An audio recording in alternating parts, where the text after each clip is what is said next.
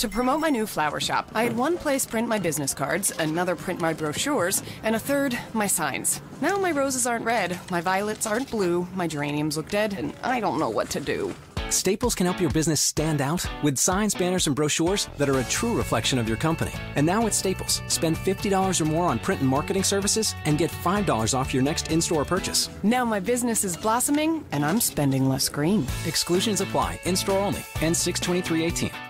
Hi, I'm Stunning Stella Cheeks. And I'm the Enigma Erin Cline. And this is Not Your Demographic, a feminist wrestling podcast. Shockingly, those exist.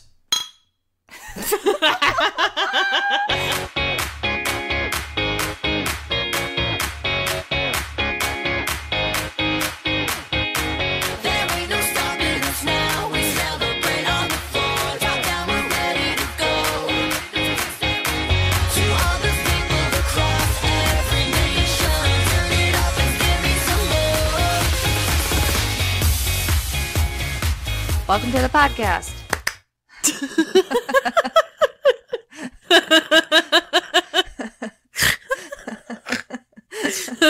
All right. Hi, energy. That's our new, like a little butler clap.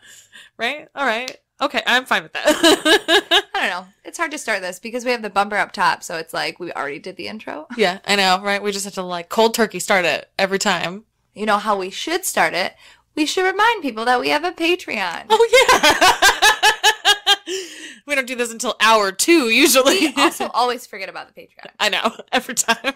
Hi, if you'd like to support us on Patreon, you can find it at patreon.com/notyourdemopod.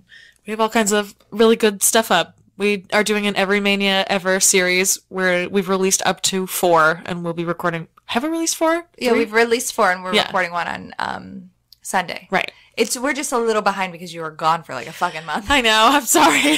I mean, I'm not sorry that I took a dope honeymoon, but also like, the content suffered. I know. To be honest, like it's not like we do that much with the Patreon, but you get 1 to 2 bonus episodes, and the Every Mania Ever series is actually really good. I think if you want to know what that sounds like, you can go back and listen to one of our episodes because we did release Every Mania 1. Yeah, that's right. And also, you get Not Your Demo After Dark. So every time I go on a particularly bad date, yes, you can find some of those on the Patreon as well. Yeah, once I have more time, LOL, though I am going to have more time coming up soon. And I have so many projects. I'm like, on this week, I'm going to do this project and this project. I'm so excited to have time to do my projects. I can't wait to get to the end of June and just be like, I'll have some time.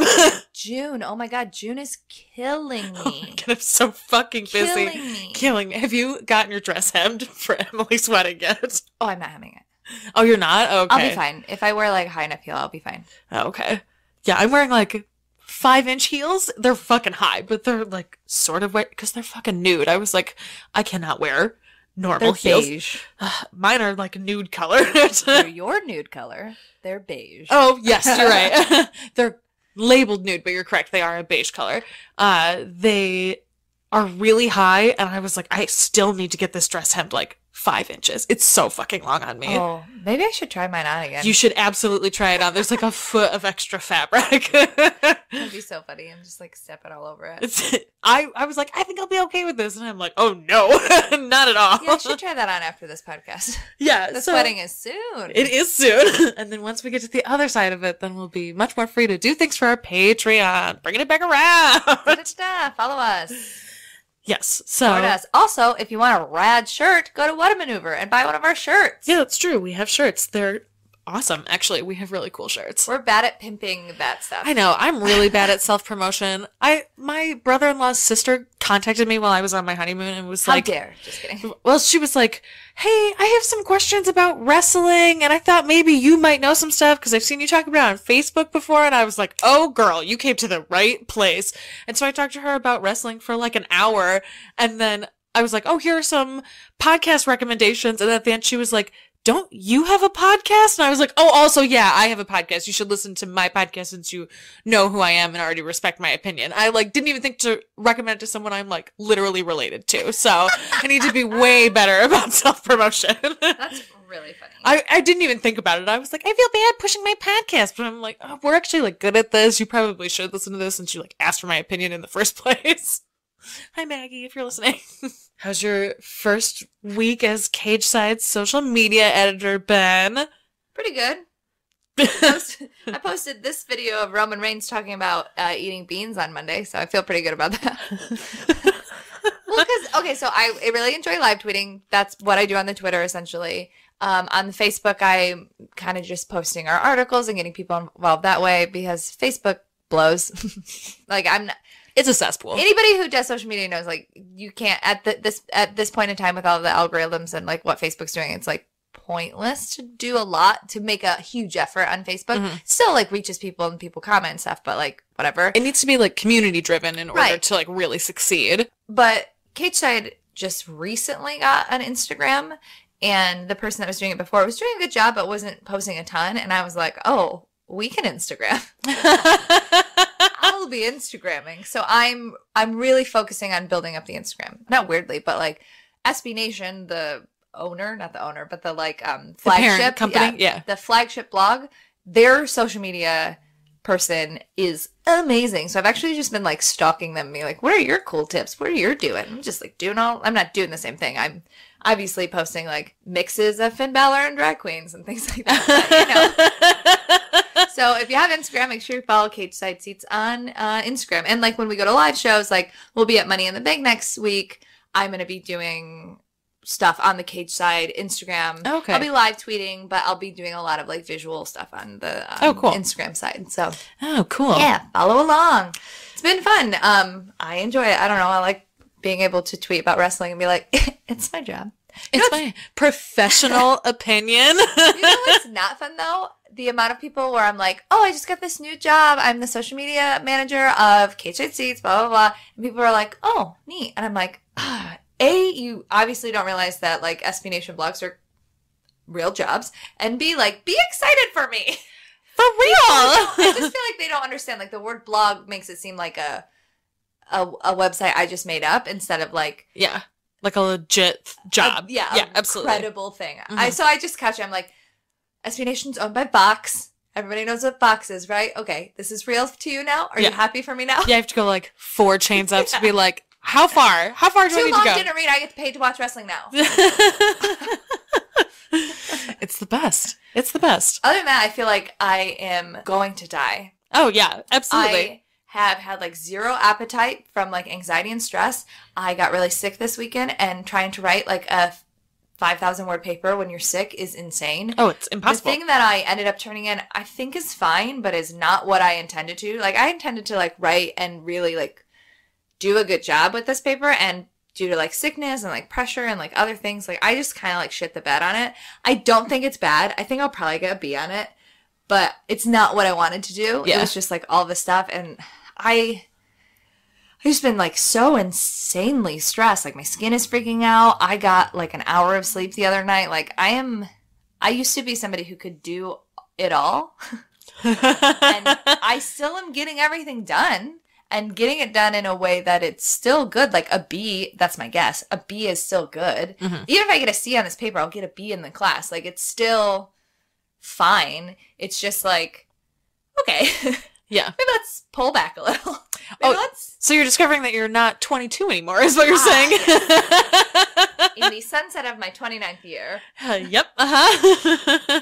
I am. It's just a little bit harder. Right? Like, oh man, it is. When I don't sleep 4 days in a row, I notice now. Yeah, that's rough. It's too bad you like don't smoke weed. That would probably help. I actually was talking about that when Nick picked me up from class yesterday. I was like, I wish I smoked weed. You could get some edibles. Worse. You've seen me at edibles. Much worse. Yeah, but I mean, if you're taking like a controlled dose as opposed to like, surprise, here's 10 grams. No, I don't think I could do that. Anyways, enough about me and my insanity. How are you? I'm fine. I was sick all week. It was not fun. I'm feeling a lot better now. You're still strep? Because I think mine was like a stress-induced sickness. I was just like randomly throwing up. Ooh, yikes. No, I mean, It was insane. That's not good. I had strep, yes, but because I was taking the penicillin, my immune system was just like fucked up, and I was like trying to take probiotics, but it's hard. when penicillin just like fucks your shit up for 10 days. Literally? Oh yeah. It's just, I mean, that a little bit. I'm smart. I make sure I eat prunes when I'm taking antibiotics because I know that it will fuck my whole body up. Specifically your butt. Yeah, exactly. Oh my God, I know we're talking about butts in a negative way, but I saw the best butt on the train today, and I literally could not stop staring at it. And I was like, I feel like a creep right now, but I am magnetically drawn to this ass. I cannot stop. And she was wearing like this pencil skirt that had a print on it. Oh, yes. That also like amplified her ass, and I was like, oh, yes. It's going to be a fine day. Started to stay off with this beautiful butt. And I wasn't like doing anything creepy. I was just like looking at my phone, but also like, and then when we were walking up the stairs, she was walking in front of me and I was like, oh my God, this butt is amazing. I was like truly mesmerized by this woman's butt. I just wanted to be like, you have an amazing butt, but like not in a weird way. I'm just like, yeah, you like definitely can't say that to a stranger. I didn't, obviously, but I was just like, oh, that's what so is funny. Happening? The way that I was like mesmerized by Scarlett's butt, I was like, are these real butts? These are amazing butts. Even if they're not real butts, like you did a great job. If this is not a real butt, like I'm literally hypnotized by your butt. Oh my God, that's so funny. That's what being in public with Michael is like. He loves butts, and so anytime he sees a good butt, he's like, over there, there's a good one. Over there, there's a good one. So I'm like, I didn't used to be an ass person myself, and now I've like truly come around. I'm like, oh yeah, there are some really, really great butts in the world. So I'm into it now. What wrestling merch are you wearing? I am wearing my original blue New Day on a Unicorn shirt because I love them, and I loved everything that they did on SmackDown last night. I thought it was so really fun.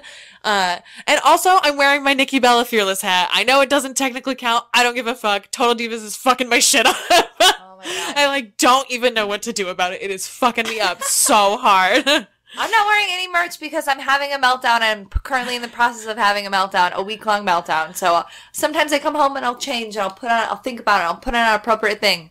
I didn't. That's okay. Freaking out. I have a Ms. Koozie. If you'd like to pretend that you're drinking out of this, I also have a Ms. Koozie. It's a Ms. Koozie? This is awesome. Yeah, but that's just a chant. I thought it was...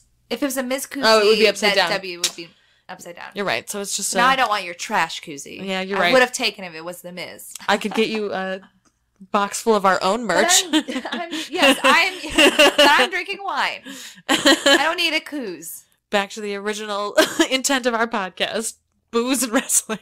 If anybody listens to this don't podcast... Don't ever go back to the beginning episodes.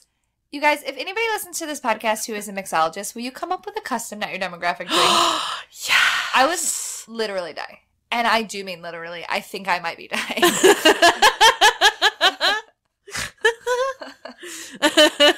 A mixologist or a bartender. You don't need a fancy degree.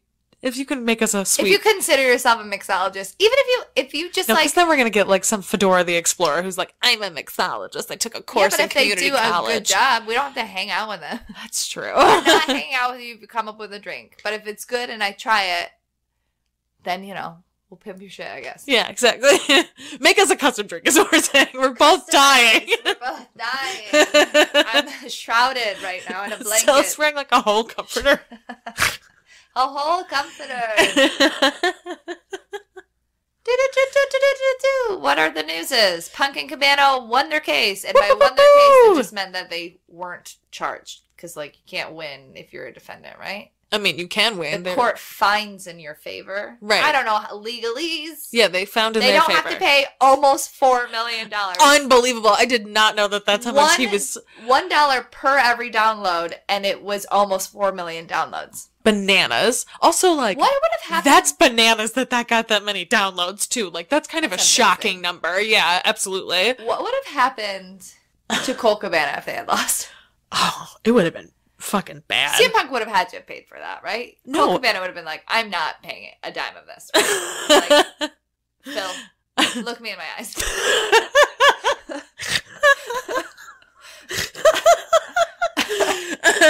Philip. Listen, Philip. I will not be paying a dime. A dime of this. There's a I know that he's very problematic, and I'm not condoning anything that he did, but there's a great Louis C.K. episode of I think it's in like season 2, where he breaks a woman's nose during sex and gets sued, and he has to pay like $2 million in damages because she's like a model and he like fucked up her career and her schedule. He's like, I don't have that money. And they're like, it doesn't matter. We're going to garnish your paycheck. You're going to pay this money. And like the punchline of the episode is the courts fuck the poor people the most. And that's exactly what that makes me think of. Like if he had lost, it would have just been Colt Cabana wrestling to pay this bill for literally the rest of his life, probably. Like it's insane. It's truly bananas to think that was a possibility. But also that case was so bad. His case was garbage. Yeah, I mean, his case was essentially like, you hurt my feelings on Thanksgiving. You hurt my feelings, and I had like kind of a bad Thanksgiving. Womp it up. Suffered no consequences at my job. Lost no sleep. Had to take no anxiety medication. Like, how did this ever get this far? I think the point. I think that I honestly think that the WWE brass was like, go fuck with this guy more. Mm-hmm. Well, you still have your job. Yeah. Go fuck with him more. Yeah, absolutely. You might get $4 million. Right? What's the harm? Right. He's not paying a fucking dime for any of this. Yeah. So, yeah, that's true. That's a good point. So do you think Punk is really hyped for his like match on Saturday or what? God, I fucking totally forgot that it was happening. What if he wins and he's like, yes, what a wonderful week for me. Oh my God. Isn't he also fighting somebody who's like a loser MMA nobody? I don't even care. I'm going to watch it because Michael's being paid to watch it. So I don't have to pay for it. So I'm going to watch it. But I don't know. It'll be interesting to see if Colt Cabana's there with him because they like there are rumors that they've like reconciled after the trial was over. I guess once you defeat the WWE, you're like, maybe we can bond again. Yeah. Maybe when like a looming charge of $4 million isn't over your head, that is your shitty friend's fault. Right? Philip! Other news, Chris Jericho and Impact in bed together on the seas. On the sea. When is this cruise happening? I thought it was this summer. Literally, I thought it already happened. No, he's been on tour with his band. Oh, yeah, we experienced that. Live. Live. Pretend I'm wearing my Fozzie shirt. Okay.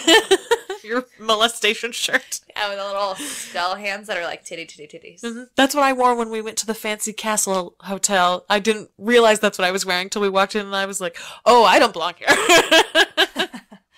I am a trash garbage American. I'm going to sit in your courtyard in my terrible molestation shirt. It's very comfortable. It is a great shirt. It is outrageously and it's comfortable. A V-neck, so it's like, ooh, look at my sexy titties being molested by skeleton hands. Are we to believe that they are Chris Jericho's hands after he's died and they're his skeleton hands? Does that make it better or worse? Oh, I think it's worse. Yeah, for sure. I love Chris Jericho, go, but like, don't touch my boobies. Literally ever. Are there other newses? I don't think so. WWE's angling for an Emmy. That's a rumor. Really? For best reality programming? I don't know. Steph and Triple H were in LA doing some type of thing, and the rumor is that they're like angling to get WWE an Emmy. Or like they're trying to get like a show in the future, like this, you know, because they do like best live event type thing. Yeah. So maybe they're like trying to get one for. I can't imagine that they would try and get one for a Mania because Manias are so up and down, hit or miss. So maybe it's like a more controlled show that they're trying to get. This is a rumor. It would also have to be if it's an Emmy, it would have to be something on TV. Yeah. So, well, I don't know. Do things that like stream on Hulu get nominated for Emmys? I fucking don't know, bro. I look like the Emmy? I know that they can get nominated for Golden Globes, but I think for Emmys they have to be I have no fucking clue. Literally, who cares? It's so hard to keep track of that shit now. Who gives a fuck? That would be interesting. I would be interested to see if they enter some kind of like a raffle to get an Emmy. Well, you have to like submit to be considered. That's so what I think is happening. Oh, that's so weird. Right? Yeah. But is it for this current upcoming Emmy season, or are they going to do like a segment of a Raw, and then that Raw gets nominated for an Emmy? Do you think Bobby Lashley and his sisters is I'm gonna get punch an you Emmy? in the mouth. That was like my like quote on Facebook when I posted that article. See, I'm good at social media. God. The best thing that I did this week though was definitely a picture of Nia and like shrugging and Ronda looking at her angrily, and the caption was, I don't know, man. The glam squad is out of control.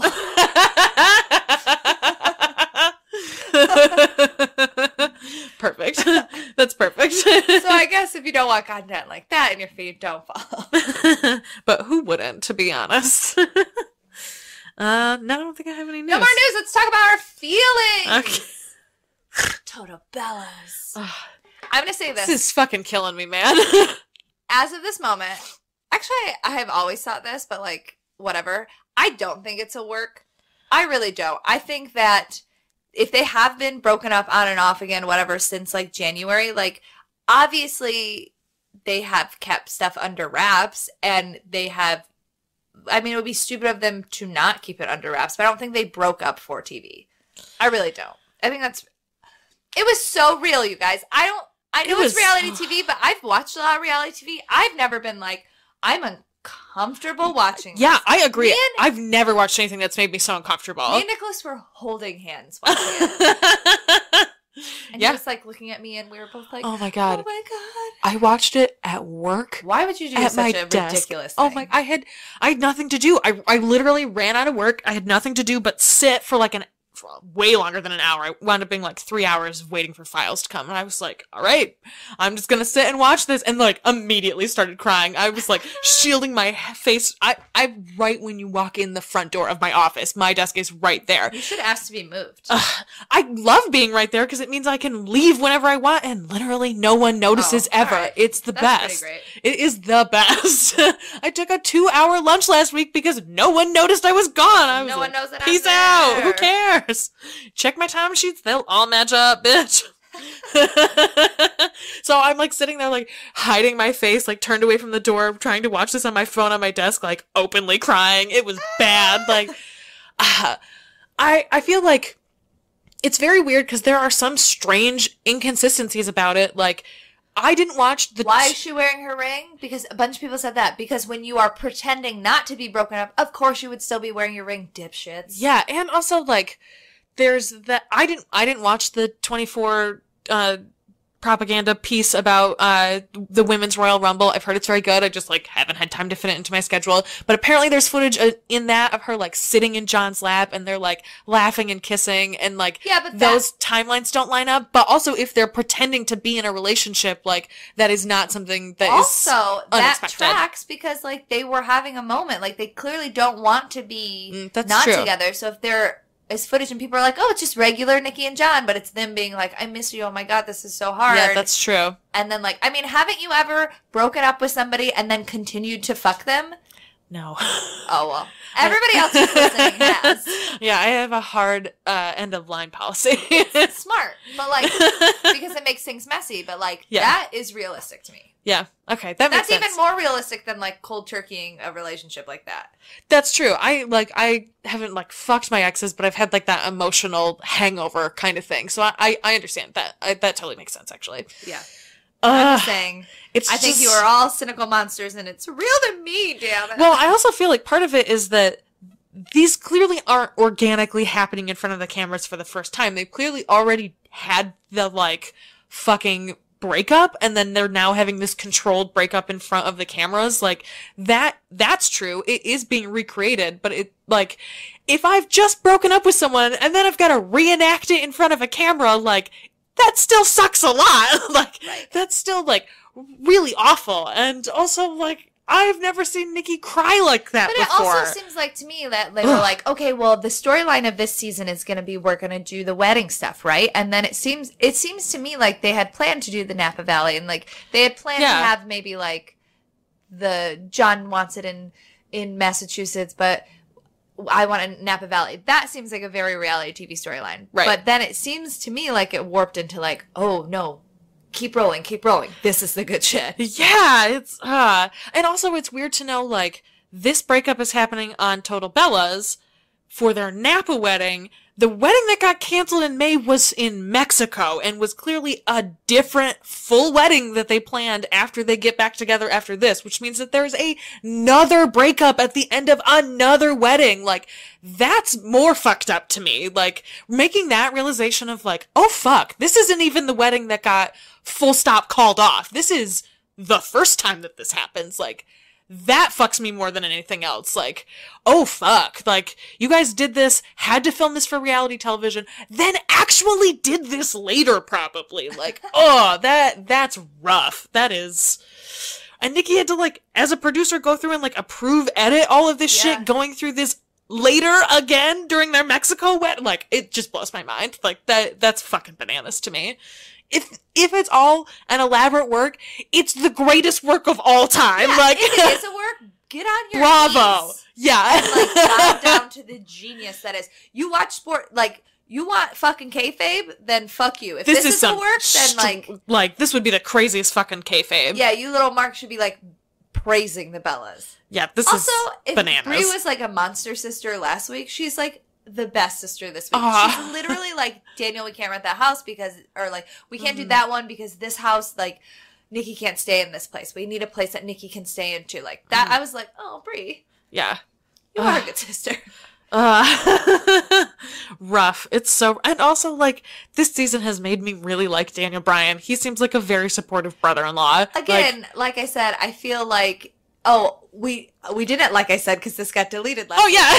So what we talked about last week, I think it was last week, maybe we've said it before, who knows, but I think that Daniel Bryan, in the first season, I have a feeling that him and Brie have, like, a very, like, sarcastic and jokey relationship, and, like, Daniel Bryan probably comes off as a dick sometimes, and I feel like, but I don't think he is a dick, whereas I feel like in the first season, because he is Daniel Bryan and is, like, a weirdo hippie who, like, never probably watched reality TV before this, he probably didn't understand how he was going to come off. Yeah. And so when he was like, Brie, don't wear that out of the house, you look like a slut. Like, obviously, you're going to seem like a monster on TV. Like, yeah. I mean, other than that first, like, 1 or 2 seasons, like, he has been much better. And I don't think it's fake. I think it's just, like... Mm-hmm. And, I don't remember if we actually said this or if this was on the Lost episode, but I feel like being a dad has, like, also changed him in large ways. Like, that just happens. That happens to people. And I, like, appreciate and understand that, too. Anyways, it's all real. Wrestling's real. It's fucking sad is what it is. Like, it's so sad. And real, but I love it. It's really good TV. It is fucking great really TV. Excellent TV. Like, I hope that they tried to get this nominated for an Emmy. Like, this, for sure. This should straight up be nominated for Best Reality Programming. Like, I love RuPaul. I'm so happy Drag Race is finally being... I mean... I have some strong feelings about. Here's the thing. As like a general concept and cultural idea, I love RuPaul. As a human being, I have very mixed feelings. Yes. Same. RuPaul, problematic fave, and even like edging out of problematic fave into just problematic. Yeah. I saw a bunch of comparisons where people were talking about RuPaul and Vince McMahon being in the same wagon about trans women and like their like fucked up attitudes about them. And I saw a couple of people saying that was out of line because, like, RuPaul is a cultural icon and has, like, pushed the boundaries for gay men and drag queens and drag kings in a lot of ways. But I think it's really important to note that this is what happens when you don't get with the fucking times. You don't get remembered. You don't get remembered for just all the great shit you did. You ultimately get remembered for all of the fucked up shit that you agreed with fucked up people on. Like King Henry VIII, who killed all those fucking wives. Great king. Super great king when he was young. Then you know what he did? Killed a bunch of fucking women and fucked his country up. So, like, you get remembered for all of it. And so I think it's totally fair to compare people with fucked up views about trans people to each other, even if, like, right away you would say RuPaul and Vince McMahon are very different. Yes, they've done very different things. Vince McMahon, more evil, for sure. Also, I mean, their opinions are different. RuPaul's opinions are specifically, to my knowledge, RuPaul hasn't been like, fuck trans people. He's just been like, I don't think trans people can do drag because to be a good drag queen, you have to not care about gender, and gender is very important to trans people, which blah, is like, blah, blah. Suck my dick. Whereas Vince McMahon's probably like, trans people aren't people. True, but like again, you get lumped together when you don't get with the times on that shit. So that's just something that's been like bothering me lately. Also, to be like totally superficial, this season of RuPaul's Drag Race blows. I haven't watched it. It sucks. Don't watch it. I haven't watched it. It honestly sucks. All I know is Miss Vanjie. That happens in episode 1. If you would like, it's hilarious because you would think that that's a thing that. Sorry, spoiler alert. you would think that that was the thing that was happening every episode, and it kind of does because it's a joke. But, like, if you want to know what all the Miss Vanjie memes are, literally just watch a single episode. I did not know that. I definitely thought it was further into the season. This is, so she gets eliminated, and when she eliminates, you know, usually the queens exit, and then they say something, and she exits by walking backwards on the runway going, Miss Vanjie, Miss Vanjie, Miss Vanjie, backwards the whole time, and then she just leaves. So she's going to win Miss Congeniality, right? I mean, it would be, like, not good if she did because she, like, left, but also, like, hilarious if she did. And RuPaul, like, now has, like, a Miss Vanjie necklace that he wears all the time. And, like, throughout the whole show, whenever there was, like, a lull when the, like, judges are discussing or, like, people just, it just became a catchphrase. Like, people would just randomly just go, Miss Vanjie. So it's just, like, yeah, you would think if you weren't so watching funny. from the, like, culture jamming of, like, the meme that it would be like she would be on her way to winning the crown, but no, she got eliminated first out. That's so funny. It's also like she shouldn't have been. The Kardashian one should have been, but like whatever, at least we have this meme. It's literally the best thing that's happened this whole, that and that sponge dress, which also happened in episode 1. Like those damn. Honestly, it peaked real early. Wow, that is early. It's funny too when you think, like, it makes sense to me that they would do that for that run because it's all filmed over 2 weeks. Like everything is back to back. Each challenge takes like a day and a half to do, which is insane when you think about it. Right? Yeah, I cannot no wonder they're exhausted. And insane, and they're, like, fighting and stuff. They're getting drunk every single night, basically. Like, that's bananas.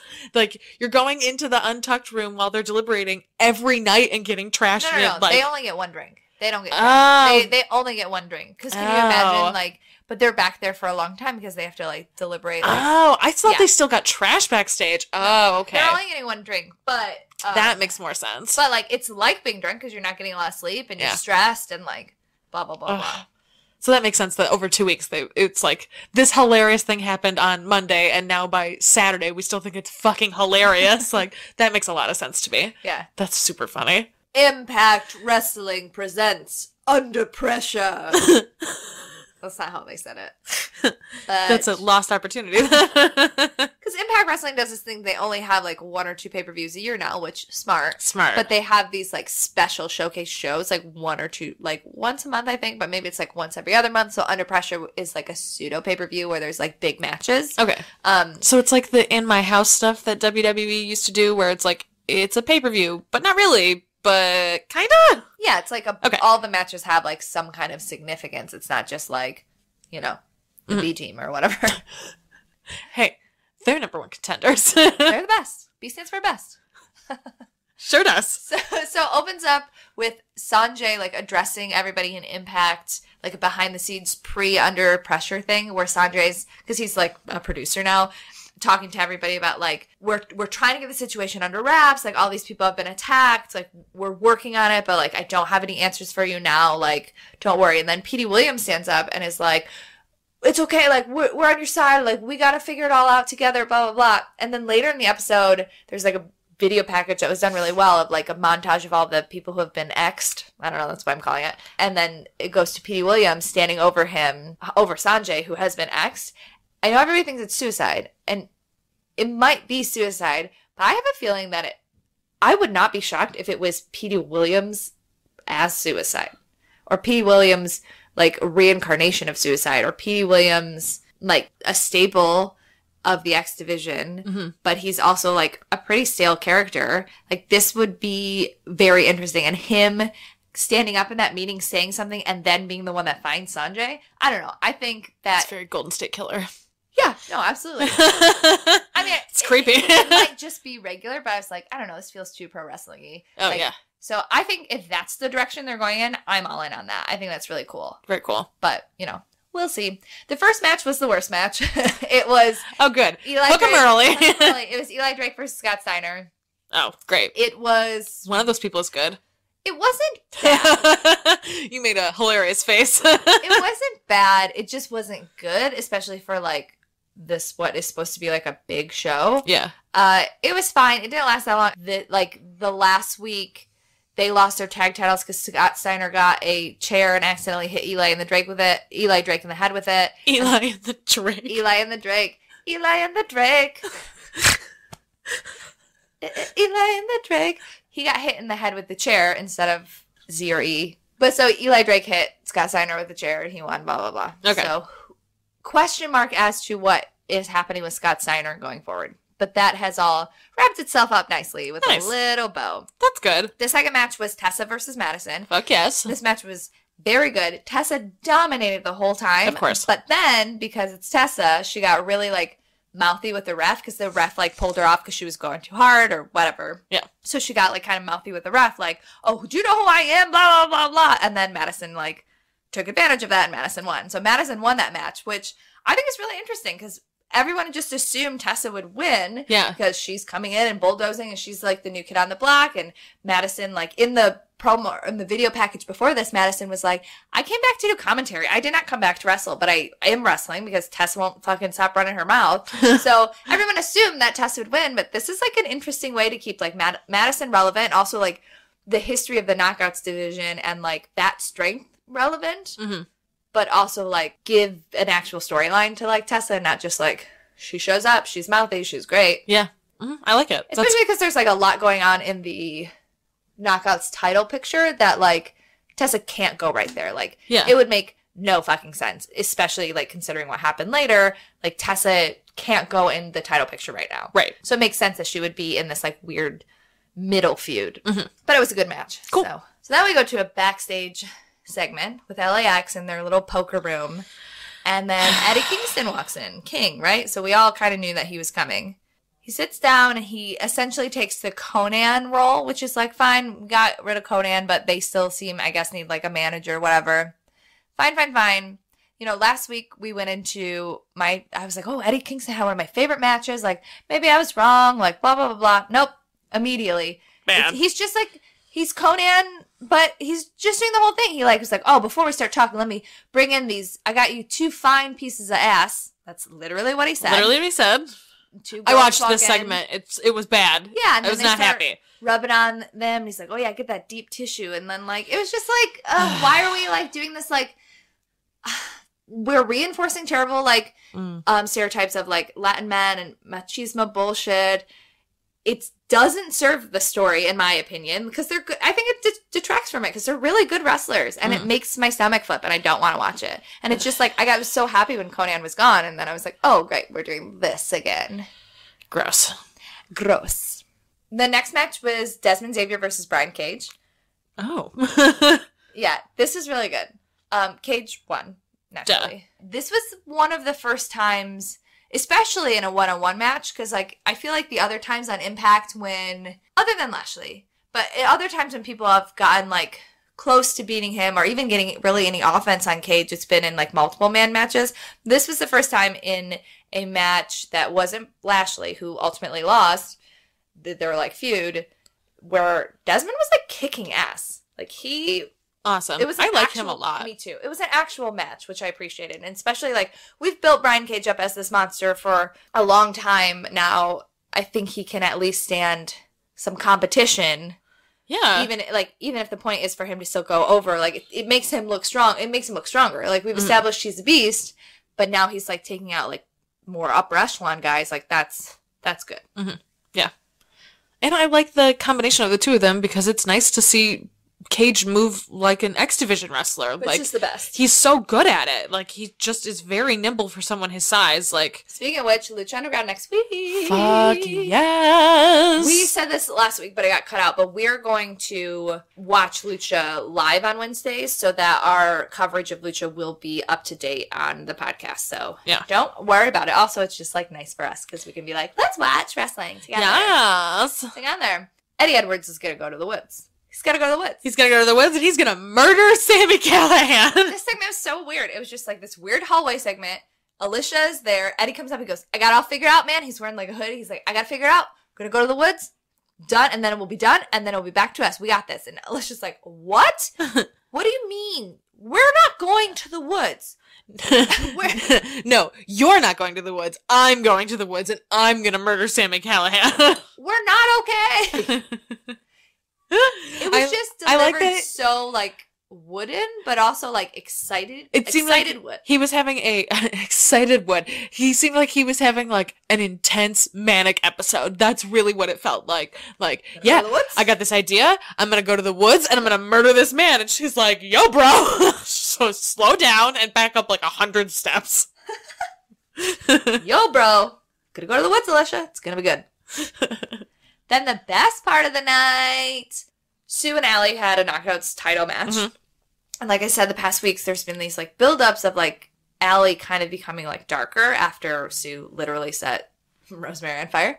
So they had a casket match. So essentially, who gets put in the casket with the door closed, whoever closes the casket, they become the Knockouts champion, right? Right, okay. Sue comes out with the casket and her bridesmaids, very creepy, whatever. Allie comes out and her music starts. Allie's music, the like, the like really upbeat one. And I was like, well, that's weird that they didn't change her music. She comes out halfway on the ramp, puts her head down, because she's got the Rosemary makeup on. Uh-huh. She's just walking out normal, but then halfway down the ramp, she puts her head down, and Rosemary's music comes out, and Rosemary's music starts with like a guttural scream. And Allie just flips her head and like screams with the music. And then just like, it was like she was being possessed by Rosemary. It was like awesome. She was like calling forth the energy of Rosemary in her body. Awesome. It was awesome. And she kept doing it throughout the match. Like Rosemary sometimes gets like knocked down on her knees and then like does the like rise up. Mm-hmm. Allie did that, which was really cool. Awesome. One of Allie's signatures is that she like yells, "I'm Allie," which is the worst. But when she did it this time, she said, "We are Allie." Like she spoke in like hive talk, like little stuff like that.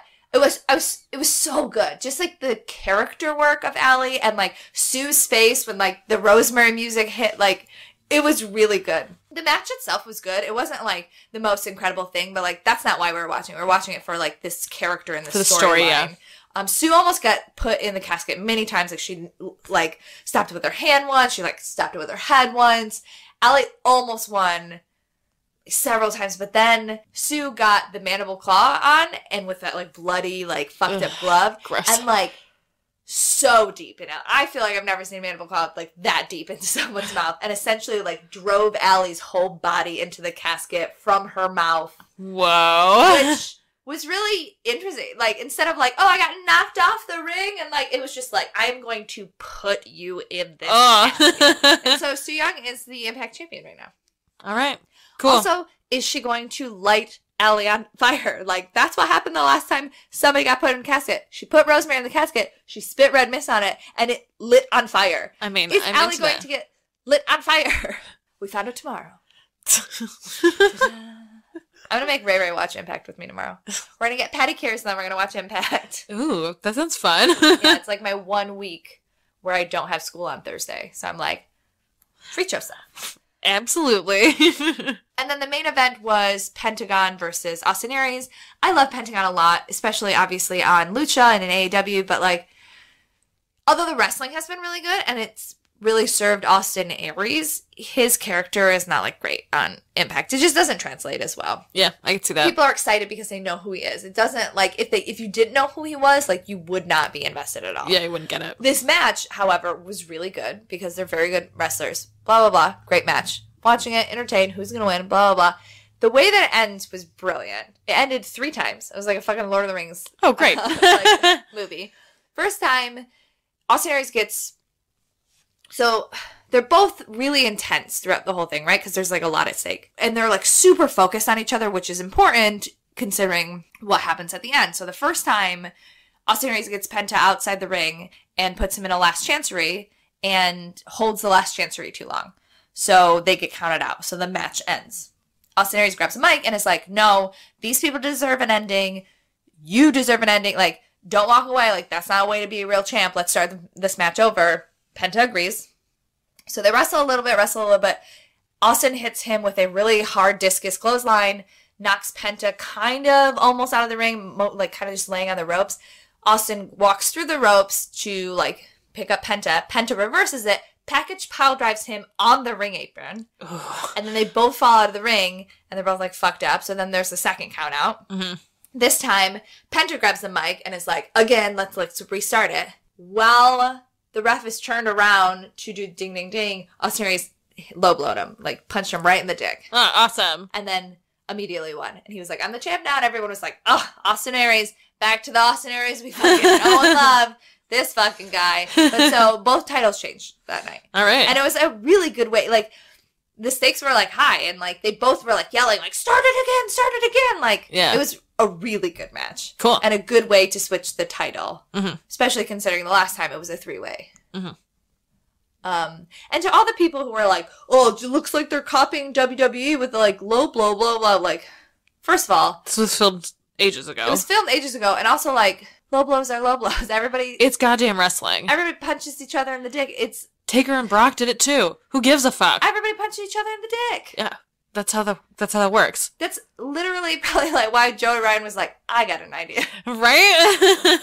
I got an idea. I'm gonna flip this script on its head.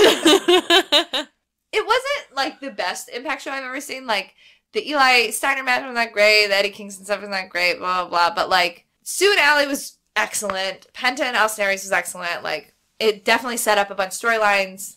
Cool. I'm into it. I like Impact. Impact's good again. It's so funny being the social media manager because like anytime I like write about like tweet about Impact or like a story goes out, which is like not me tweeting it, like automatically tweets or whatever, their comments are like, oh, Impact sucks. Fuck Impact. I'm like, do you guys even watch it? No. It's just like a thing. Also, everybody hates wrestling. And I'm like, why do you guys follow? Why do you all hate everything? Yes. The answer is yes. Why do we all hate everything? Because they think it's fun to hate stuff, which I like personally do not understand the joy that some people get out of hating things. Like, for all that I don't get it.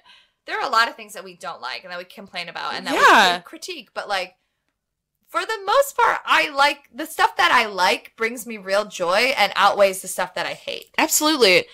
I feel like some of these people have no joy in their life. Yeah. Also, every time anything about the Bellas goes out, people are like, fuck the Bellas. And I'm like, you guys, it's a really good show. And it's not a work. I don't respond to everybody because most of my responses would be like, you're wrong. Here's why. You're right. Fuck you. That's why I couldn't do that. I have no patience. I'm like, you're an asshole. Nobody said anything like really disparaging. It's just mostly people being like, it's all fake. And I'm like, yeah, guys. Hello. It is literally a TV show. Wrestling is a TV show. Everything's a TV show. Even if everything is recorded, honestly, the edit process is super important. This is a TV show. Everything's a TV show. NXT. Can we talk about something that we don't like? Sure. I cannot with Lars Sullivan. I can't watch him talk. I think his mouth is really fucking gross. It's gross, right? It's gross. It's so gross. It's okay. I can't stand him for two reasons. One, we don't need another giant.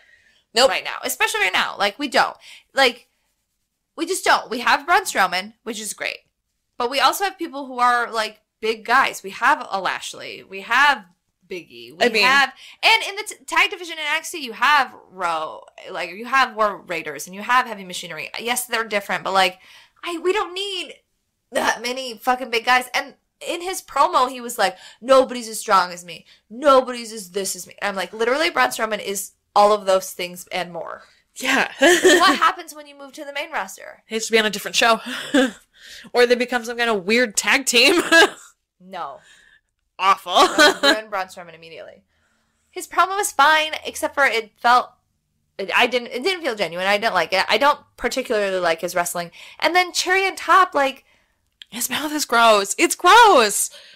I feel bad saying that. Like, he can't control that, but like, I literally cannot watch him talk because it grosses me out because of like the spit that like collects in the corner of his mouth. You know what he would be well served by? A mask. Yeah, some wrestlers should wear masks. He'd be scarier in a mask. He would be fucking terrifying in a mask, actually. Yeah, think about Lucha Dragon. Part of the reason he's so scary is because he's so fucking big. And then yeah, this giant like dragon reptile mask. face. Yeah. But then you see him in real life, and he has the dorkiest, sweetest face. Yeah, like it would not work if you could see his face. Yeah, absolutely. I would be way more into him. That's why Mil Muertes is fucking terrifying because he seems enormous, but then like.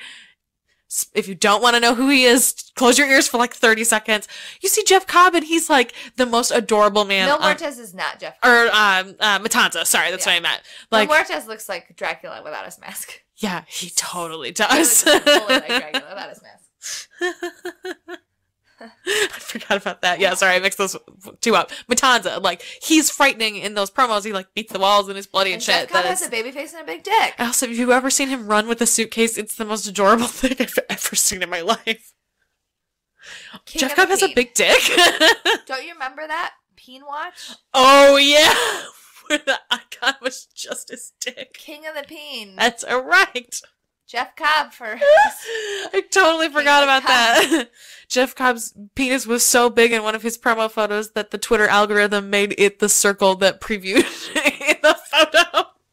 Oh, Jeff Cobb. Oh, hilarious. Look at that corn on that cob. A frequent tweet under that photo.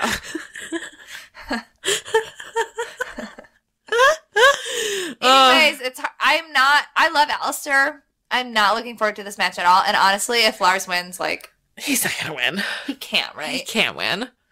It would be... They're clearly trying to build Alistair into, like... They need someone to hold the title for a long time. It's been a minute since they've had, like... Because before this, it was Cien, and before Cien, it was Drew, who only held it for one defense, I think. Yeah, he lost it, like, immediately. So, like, they haven't had a long champion in a minute, and so I feel like Alistair's a good person for that, and is also, like, this really good, ambiguous babyface where he can face heels, and he's very effective, and he can face... Because he's amazing. Good, but he's not evil. That's right. He actually is the guy. He's just a guy. He's just a guy. From the underworld? I don't know. Who cares? War Machine fought some jobbers, whatever. I mean, War Raiders. Whatever. I like them. They're fun. I do too. I don't know why they had to change their name. Everybody else, like, gets to keep their name now. Because War Machine is both a porn actor and also an MMA fighter, and they're both... War Machine is a porn actor? There's, like, a porn that is... War Machine. That's a great porn name. Yeah, it's trademarked, that's why. Welcome to war. That's why they had to add the extra T to Ruby Riot's name, because Ruby Riot is also some kind of, like, porn star. Nice. So that's why they changed their name. So, like, if they had to change their name, like, War Raiders is a pretty good alternative to that, I think. Just doesn't chant as well. War Machine. Lacey Evans does not know how to wear fur. Sorry. Ain't too classy.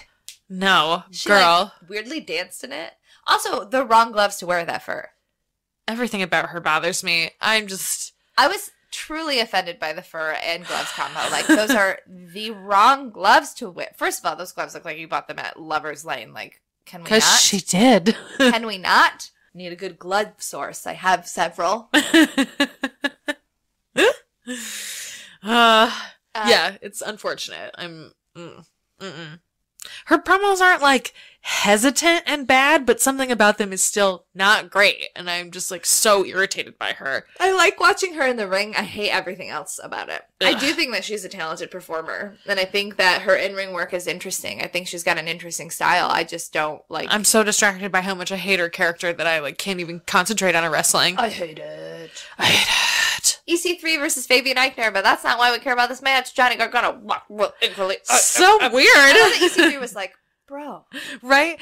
He wasn't, like, mad, but he was also like... What is happening? This is like... I like that he and Fabian Eichner each got, like, a nice little break, though.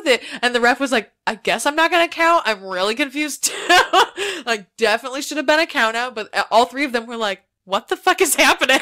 I think we mentioned this before, and this is not the first time this happened. I think it might have been a different match, but I also really appreciate that the female ref that they have gets to ref men and women's matches. Absolutely agree. I really like that. Yeah. Ricochet versus Chris Dijak. I love him so much. I'm so sad his name is Chris. I know that's his real name. I don't care. I think it's a weird name. Chris. I'm so used to Donovan. Now it's Chris. I feel like Chris. I mean, obviously they couldn't have done like Daniel or whatever. I just feel like it needs another double syllable. D, yeah. Double D is good, but also just needs another syllable. Like Chris Dijak doesn't work. It needs like a Donovan. Yeah. Mm-hmm. Yeah, I agree. Even like Christopher Dijak would be better. Yeah, they should have done that. There's just something about Chris that's like, Chris. Who's this doofus? Yeah, I don't know. I thought they had a great match. It was nice to see them. And it's finally nice to see him on TV because like we knew that he signed like 1 billion years ago. Yeah, fucking forever ago, for real. Yeah, I'm glad. And I know that he's been working house shows, that he's obviously, and like, he's adapted to their style very well. Like, it doesn't seem like he's having problems in the way that some people do when they come to TV right away, especially from Ring of Honor, where like, in Ring of Honor, you don't have to give a fuck about the hard cam, and in WWE, you have to be like super aware of it all the time. I feel like he's adapted to that pretty well. But Ricochet won, that's what matters, because then we got the gayest segment I've ever seen. Yay. So gay. Woo! So gay. Happy Pride Month, everyone. Gay. I think everyone got a boner. Didn't everyone get a boner? Who watched that and didn't get a boner? Dream for sure got a boner. Oh, Dream absolutely had a boner. Dream came. Straight up came in his pants.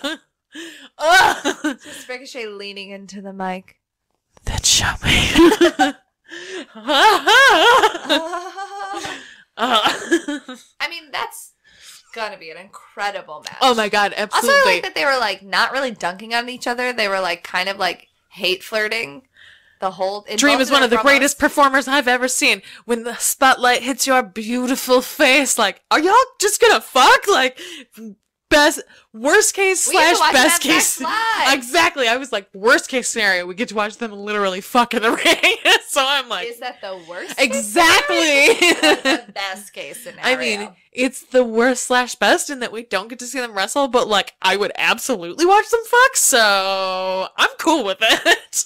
Yay. Oh, it was so gay. We were talking about this before we started recording, but it happened when we were recording last week, and so I saw the gif of the flip, of course, the awesome gif of him doing the flip, and then the then show me, and Dream looks like he came. And so I was watching this like, all right, awesome, here comes this really gay moment. I was truly unprepared for how gay the whole segment was. It was just like, oh my god, oh my goodness, like, it was not subtle. It was awesome. I really, really liked it, and I liked too that it was like, like you said, they're not dunking on each other. Like, they legit respect each other. They're legit like, yeah, that's right. I'm the fucking best and you're gonna help me show everybody. Like, I love that. It's such a smart, like, old school wrestling promo technique to be like, this person that I'm fighting is the best, because then when you beat them, you're the best. If you talk about how someone's a piece of shit, if you lose to them, you're a piece of shit. Like, that's how that works. And I feel like they've just tapped into it. They're like, I'm sexy. I took my mask off. Also, Dream using the Prince Puma icon as his Twitter icon. The best. Chef kiss. Like, what a perfect thing. He said, if you get to be king, then I get to be prince. You don't get to be both. And I was like, I mean, honestly, all of their Twitter interactions. Oh, Ricochet posted like so good. A picture of him as Patrick Clark with the like eliminated thing from Tough Enough, and like, yes, they're like Twitter game. Oh, it's also so chef's kiss. So good. But like, Ricochet to be like, I'm beautiful. Look how cute I am in my cocoa beautiful skin in the middle of the ring. And Patrick comes out and is like, gay. I'm so gay. I'm so queer. Look at my beautiful glasses. Look at your beautiful face. And I'm just like, I think I'm gonna die. I'm gonna for real die when I watch them wrestle. I'm so excited about it. It's a pretty gay gift too. Not as gay, but like, this just looks like they're about to really go at it. Oh yes, absolutely. Like, I'm ready. Right, that's true. These two characters are also very like queer coded in a way that I'm like, this is a smart interaction that they're having. I like it. I showed Erin a gift of NXT tonight where like Shayna and Nikki Cross are looking at each other and Nikki's taking off her clothes and Shayna panting, vibrating in the ring. Not quite as gay, but also queer coded. I mean, it's lesbian gay versus gay man gay. Like, that's gay man gay. Gay man gay. Gay man gay. That's the new Yes Queen Yes. Gay man gay. It's my pride chant. It's like a cis white woman walking down the street. Like, gay man gay. Straight cis white woman being like, gay man gay. Is it more offensive? The only way that can be more offensive is if you're at your bachelorette party and you've just like strolled up into a gay bar. Gay man gay! Yes! Gay man. Gay man gay! Dakota versus Shayna. This was a good match. I really enjoyed it. Shayna is still very green. There are a lot of things about her wrestling that it's like, okay, Shayna, you obviously need work, but she's such an effective heel that it like doesn't even bother me anymore. I just love to hate her. Like she's such a good bully, and the fact that she's not quite as good as she says she is almost makes her character better. That it's like, yeah, whatever, you're this badass who can like fuck people up, but also like you're not that great yet. So it like fits into this shitty heel gimmick, and I've like grown to like the fact that she's growing and getting better. It's not just the like intense irritation that I felt in the Mae Young Classic. Like I'm really digging what she's doing right now. And her stuff with Dakota's been great. This has gotten me over on Dakota in a way that I was not before. Great character work from Dakota. Absolutely. Like the PTSD storyline has been like really interesting to watch her go through. Also, I think it's interesting to look at, okay, so Shayna and Ronda come from the same world, different like results or whatever, but they are part of the Four Horsewomen, blah, blah, blah. They have similar trajectories as characters, like storyline wise. Like, I'm this badass bitch from MMA who's come in to like fuck shit up. One of them's a good guy, one of them's not.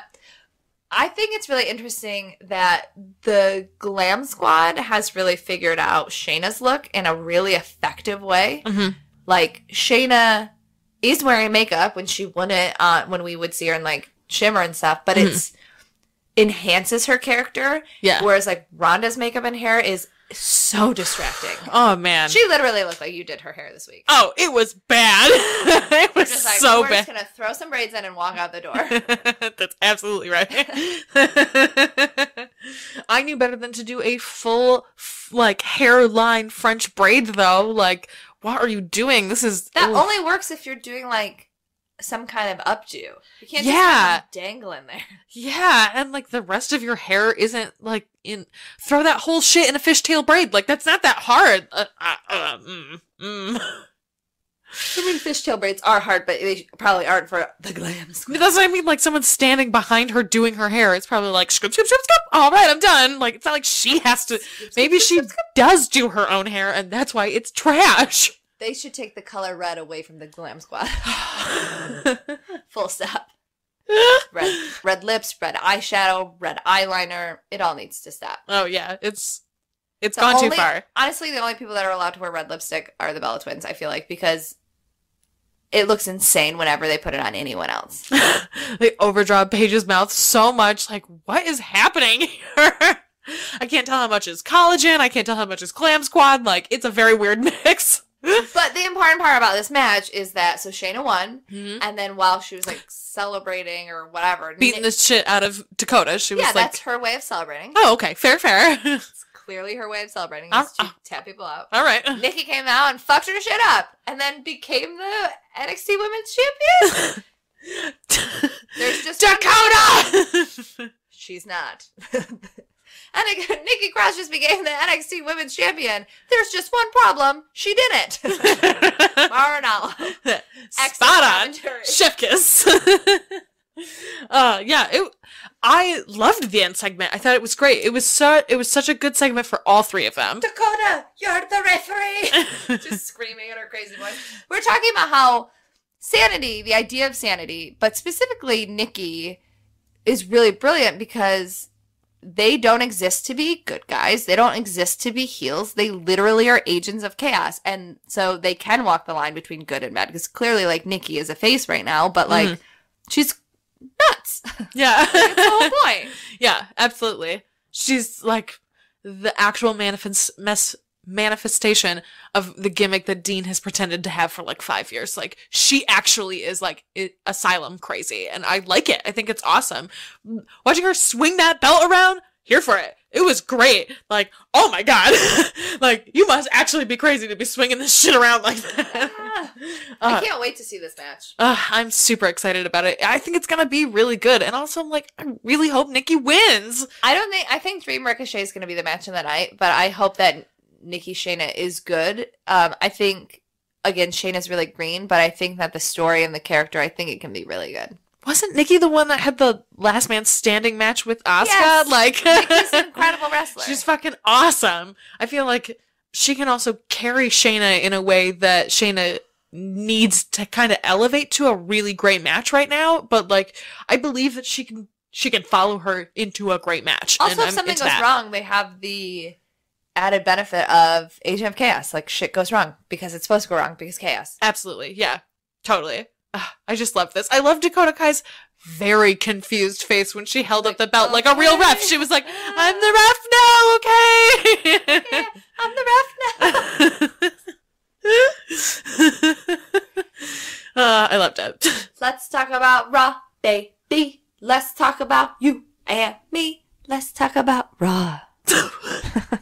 And also SmackDown and 205 Live. Yeah.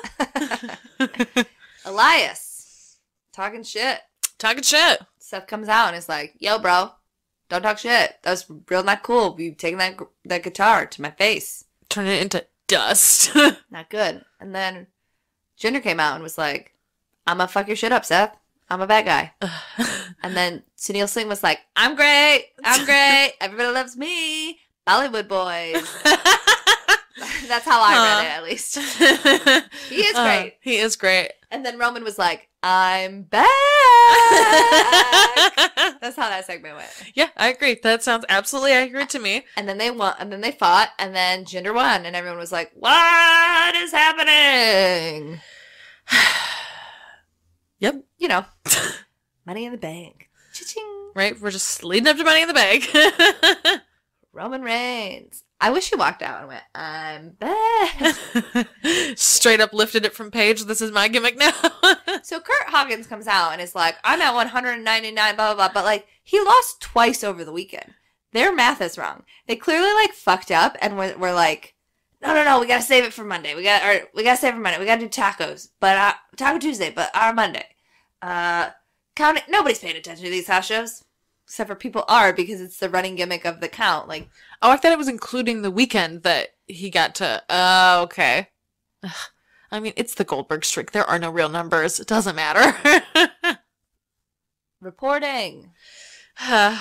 This was very strange. It was super dumb. I didn't totally understand what was going on, and then when he won, he got somebody that he was a jobber so that he could win. Because then everyone would get tacos and he would break his streak and everybody would be happy. But then Baron Corbin came out and fucked everybody's shit up. And then he was like, hey, Kurt, Stephanie wrote me this That's the letter. thing is that this ultimately led to Baron Corbin becoming the Constable of Raw. Like, okay, bitch. What? You're not all in on Constable Corbin because it is working. It's not that I'm not. I'm not. Because it's working. Yeah, it's not that I'm not in on it. It's just like, this segment happened and it was like, why? Why is this happening? And then to get this, like, I'm the sheriff now. Like, okay, you really, really fucked him over by giving him Money in the Bank when you were not ready to eventually make him champion. And so I like Who this. needs to be champion when you become the constable? Right? Like, I'm into this. Like, he does give a strong enough promo that I'm into him interacting with Kurt. And I think probably putting him with Kurt is good for him long term as a wrestler and for his career. But it just felt very weird to be like, oh, you've just shit all over this dude for like an entire year, and then now you're giving him this like really important position. It was just like, oh, okay, Baron Corbin gets to weigh in on all the decisions now. Like, okay, cool. I'm in, I guess. Also, I'm glad to learn you finally come around on Baron Corbin. It only took 2.5 years. Yeah, I don't like him still, but this is a good gimmick. That's not like.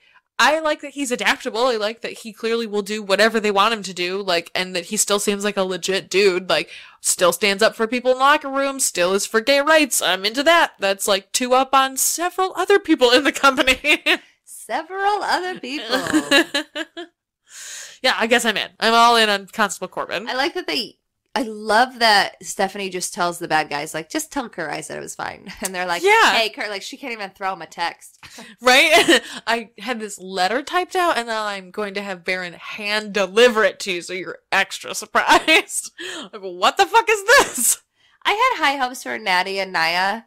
I really wanted this match to be good, but, like, it wasn't good. I mean, obviously, I was so distracted by Ronda's terrible joke that she made about her husband. Twice.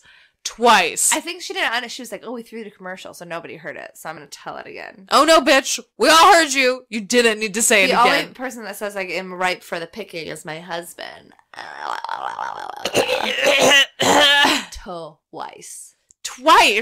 Didn't deliver it better the second time either. That's the thing. Like, these were both equally poorly delivered. I'm ripe. Put a baby in me.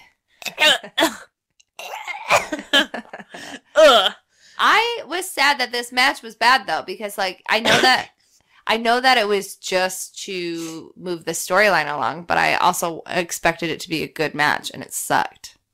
I honestly don't really even remember it that sucked, much. Bro. Yeah, I was so distracted by Ronda that I really wasn't even paying attention to I it. don't think anybody else was, but I was excited.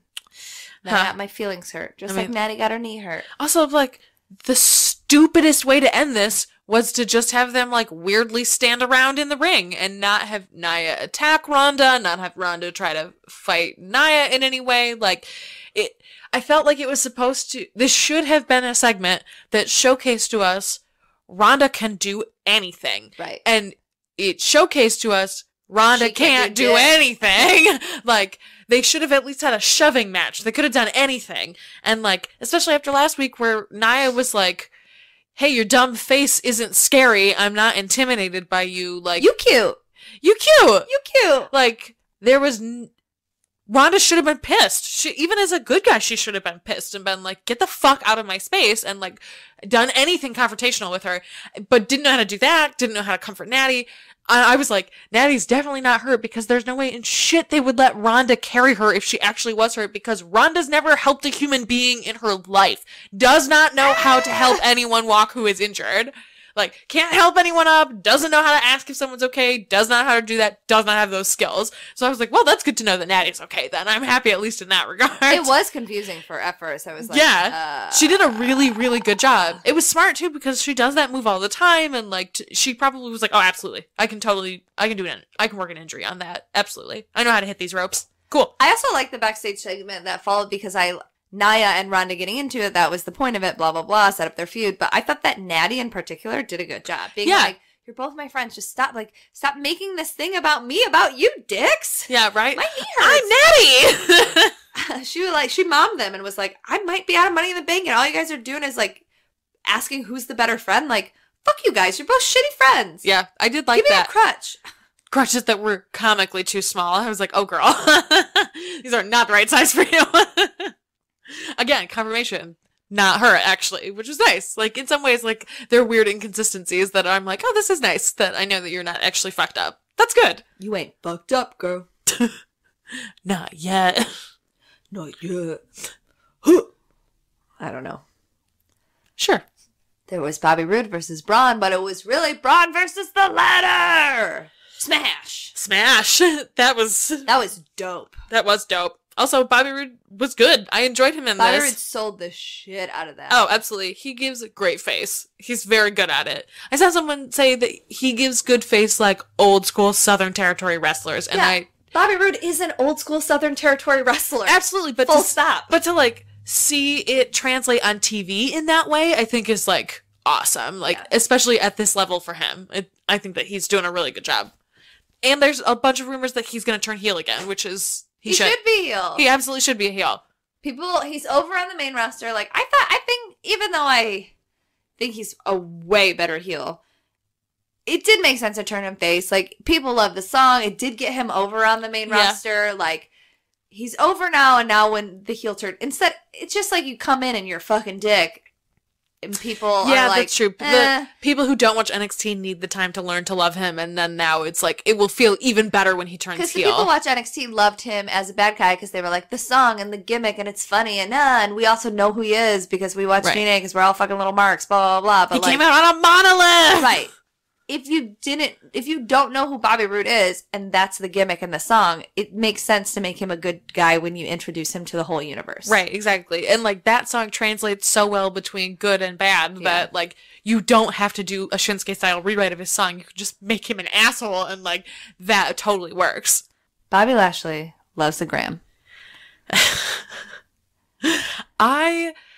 I was very confused by this segment at first, but once I got to the punchline of it, of Sammy being at the top of the arena and accusing him of committing stolen valor, basically, was like, very effective. Super effective. Bobby's a terrible, terrible good guy. He should absolutely be a bad guy because there's nothing likable about him in many ways. Yeah. But this was very effective. This made Sammy look like the worst kind of fucking heel in the world, too. Like, knowing how much of a good person Sammy is, seeing him be such a great heel is awesome. And I really enjoyed that aspect of this, even if Bobby is like, also there's something about Bobby yelling, "Where are you going? Where are you going?" that I like really liked. Yeah, it's weird because like I don't think the writing in the story was good. And No. I don't think that any of that, and like people online hated it. But while I was watching it, I was like, this is bad writing. But I think particularly Sammy is doing a really good job. Like, Sammy did a good job in that shitty thing with the sisters. Like, Sammy is good, and he got that message through. And I thought Lashley did a fine job. Like, it is shitty how they're building this feud, but I do think people will be shocked at how cathartic it is to watch them wrestle. And I also think that they're going to put on a good match. I think they'll have a great match. I like Lashley as a wrestler. And Sammy's really fucking Sammy's good. really good. It is silly, again. So the WWE Universe knows Bobby Lashley. I have no idea why they brought him in as a good guy. Like, it makes no sense. Like, there's no reasoning to bringing Bobby Lashley in as a good guy. Like, yeah, it doesn't make any sense. It doesn't, because like, it's because Vince McMahon doesn't know what to do with black men other than like happy-go-lucky black guy or super racist, angry stereotype. And he was like, well, I can't do the angry one, so I guess you're going to be a smiling good guy. Give him a hat. Like, that, he just doesn't know what to do with black men. It's just like, Bobby Lashley used to be a real shitty talker. And if you watch this now, you're like, oh, Bobby Lashley hasn't changed. But like, Bobby Lashley as a heel in Impact for the past couple of years has been really effective and has cut some really good promos. But he learned to be able to speak as a heel. He is not effective at it. It's easier to do it as a heel. Absolutely. And like, he's a really good example of that. It's just too bad that they're giving him so many talking segments and not a lot of wrestling segments because he's so much better at wrestling than talking. Yeah. It's so weird. But I don't think the segment was as bad as everybody was saying, like, because it did ultimately, like, serve a purpose. Yeah, I felt like the payoff was worth it. Again, like, it felt very weird until you got to the end, and it was like, oh, you put a literal arena between you and this person before you accused him of lying about his combat service. Like, that is not a small thing to do. Like, that is very effective in the overall storytelling that they're doing. It's just that while you're setting it up, it's like, what the fuck is going on here? And so I understand why people hated it as much as they did in moment. I think people probably tuned out kind of before the like punchline, which is a problem. Right, exactly. Yeah, that's the thing, is like this segment was too long that people effectively cut themselves out of hearing the punchline, which made the segment worth it. The thing that they did with Roman and Jinder with the like interviews, the like telephone thing, like that sucked. Like, I don't want to talk about it, but like they should never do that again. It was bizarre, and it was fucking dumb. The only thing I liked about it was that they actually showed the full set that they use. They don't usually do that, of like the red curtain set. Like, it was cool to be able to see that backstage stuff. I enjoyed that part of it. I also really, really loved all of the interview women having to like run away a bunch. Like, I was very into them looking like, I'm out of here, forget this. So that was a nice benefit to that. But yeah, it was very bizarre. 'Twas dumb. I don't care about this feud. Roman's gonna eat him alive. Who gives a shit? The Riot Squad versus Alexa, Ember, and Sasha. When they first came out, I was like, I guess Alexa's just the other one on Money in the Bank. It's weird that she's tagging with them. Yeah. And then for her to be like, oh, my knee. And I was like, it's a bad night to be blonde, I guess. Get out of here. Obviously, she's faking because it's Alexa. Obviously, yeah. She rolls out of the ring and is like, bye! See you later. It hurt me. It's such a shame. I really specifically enjoyed watching Liv and Sasha in the ring together. That was fun. Yeah, I thought they did a great job. Mm-hmm. Liv looked great in the ring. I agree. I thought Sarah Logan looked really good in the ring as well. Like, this was a surprisingly good match. Yeah. I mean, like, not surprising and like, oh, these women aren't good. Like, I thought they gave them... Or like a throwaway 3-on-3. Yeah, they gave them a significant amount of time. It turned into a 2-on-3. I thought all of them got enough time to like get their shit in. Everybody looked really good. They're clearly building Ember and did a very effective job of that. Like, and they're continuing the Bayley Sasha stuff in an kind of an interesting way. I like that Bayley came out to help and everybody was happy and like Sasha was happy. That was very confusing. and then Constable Corbin ruined it and was like, that didn't count. And then Sasha's just like look of disappointment that was like, bitch, you cost me this match. Yeah. Like, to switch from like, yay, thank you for saving me, friend, and like helping us win, like let's party, to you fucked everything up was like subtle and really great. Yeah, absolutely. And I like this idea too of like, this is how Bailey got over in the first place, that she was like kind of an inept idiot who wants to be friends with everybody and is just awkward and fucks shit up. Like, I like that. I think that if you're going to eventually turn her heel, it's also a good way to slide into that of like, all I try to do is help and everybody hates me and now I'm a shitty little kid. Like, that's smart. They like just doing anything with Bailey other than like, it's already established that everyone loves me. Like, people don't anymore because they fucked your character up so bad. And like, that's not your fault, Bailey, but as a storytelling element, like, they have to do something. And I feel like this is an interesting add-on to this like multi-layered story that they've been telling, which has felt very stagnant for the last month, basically. So I feel like this is a good throw-in on that. It would be, if Bailey was a different character, Bailey would have one of those butts that you were like, that's a good butt. Bailey has such a good butt. And sometimes if Bailey was wearing not long pants. But she is always good because she's like a very specific character that like, you shouldn't be looking at her butt. I mean, but, like, I do. She's got a great butt. Yes, she does. Absolutely. I love that butt. If you see her in her, like, everyday gear, or, like, when she's dressed up for the Hall of Fame, like, girl, dead ass. It looks real good. Oh, Bailey. Oh, Bailey. I thought that the Big Show Special Olympics thing was really nice. I love the Big Show, and he's, like, the perfect ambassador for that. And I also like that they had Finn come out. At first, when Finn's music hit, Nick was like, that seems fucked up and rude. Like, you're interrupting this, like, Special Olympics segment. But then he was like, oh, no, because I forgot. Like, he's the all-inclusive guy. And then everybody gets to do the arms together. And it's actually, like, a really nice moment. Yeah, it was really nice. I really like that. And then Finn and Kevin, who have never had a ladder match together. What the fuck was that? Like... Fine match, whatever. Like, I was kind of bored during this match. It wasn't just that they'd never had a ladder match. It's that they'd never fought before. I didn't even realize that. Yeah, and I was like... I just thought it was funny because Kevin was, like, walking up the ladder, like, this is scary. I was like, okay, in context, you and Finn have had a ladder match before, but also, Kevin, on the main roster, you have had ladder matches and, like, been good in them and, like, thrown yourself all around. Like, why are you all of a sudden scared? Yeah, it's dumb. Like, they had that weird segment on Raw with him and Jericho where they sat on top of the ladders and, like, interviewed people.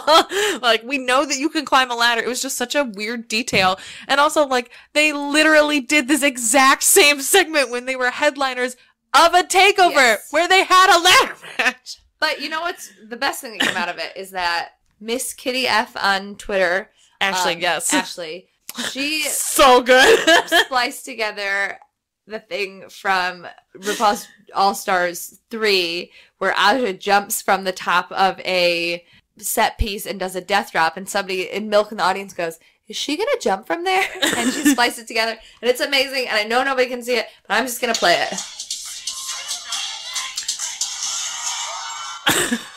And it's Finn doing the coup de grace, and then is that your favorite coup de grace ever? Spliced over this? Spliced over this, yes. But also, like, Finn didn't even touch him in that coup de grace. Oh, I know. He just, like, slid off of it. It was maybe the worst coup de grace ever, but it was great because at least RuPaul was happy. Is she gonna jump from there? Yep. Mm-hmm. It was just funny. Their, like, inability to have any, like, context of, like, what has come before. It's so bizarre that they just, like, choose to not acknowledge it, too. Like, you talk about Bailey and Sasha having this long storied rivalry. The co-main event to Finn and Kevin having like, it's just so strange. Like, I know no one really remembers that match because Bailey and Sasha. Obviously, everyone just, like, went into, like, an ecstasy coma afterwards, completely forgot that this super dope match after this other one. But, like, it did happen. Like, didn't Finn take the title from Kevin? It's just so bizarre that they're pretending that, like, this is it. This is the first two Universal title holders. They've never fought before. Like, no! It's so weird! But I thought that their interactions in their match was really fun. I really enjoyed it. They're good. They have great chemistry. Mela is money. Man, she is such a good heel. I hate her. So this promo was great, and her laugh. She's got like a Seth Rollins heel level laugh. Oh yeah, for sure. Her cackle is golden. It's so great. Good. Also, SmackDown. This segment with Carmella, Asuka, Mandy, and Sonya was like 22, 23 minutes. Was it really? Yeah. Wow, I did not realize it was that long. That on top of the Naomi and Lana stuff and the Becky and Charlotte stuff, like the women had damn near, if not half the show. Fucking like, good. Was great. Didn't feel weird. Didn't feel like it was super long or anything.